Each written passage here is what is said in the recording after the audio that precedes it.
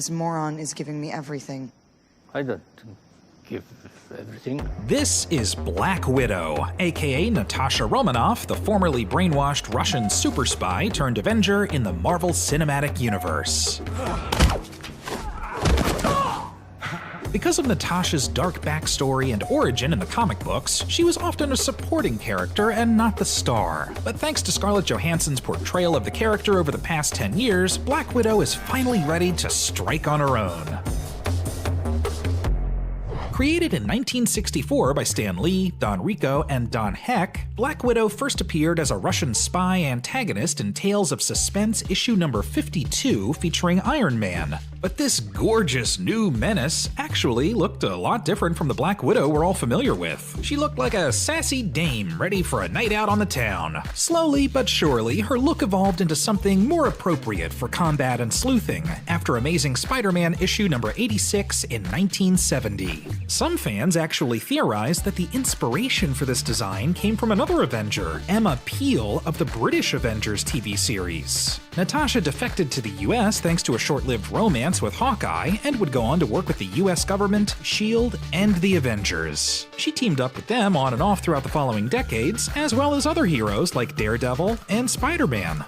I got red in my ledger. I'd like to wipe it out. But how did Natasha Romanoff become this deadly femme fatale? Details of her origin in comics are a little scattered and conflicting at times. However, the main consistent plot points are that she was born in the Soviet Union as Natalia Alianova Romanova sometime around World War II, orphaned, adopted by Ivan Petrovich, and eventually handed over to the USSR's Black Widow Ops program, aka the Red Room. It's there that she was trained to be a deadly lethal spy, brainwashed into being the perfect killer, and forcibly given de-aging formula. But the Red Room isn't all that bad. They do offer ballerina classes. Even after becoming a key member in the Marvel comic book world, she didn't really appear in other media. She popped up briefly in the 1966 cartoon The Marvel Superheroes, as well as the 2006 direct-to-video Ultimate Avengers movies. In 2004, the idea of a Black Widow film began floating around with X-Men and X2 scriptwriter David Hayter attached. Ultimately, though, that project was abandoned. However, things drastically changed for Black Widow in 2010, all thanks to Scarlett Johansson's scene-stealing, ass-kicking performance in Iron Man 2.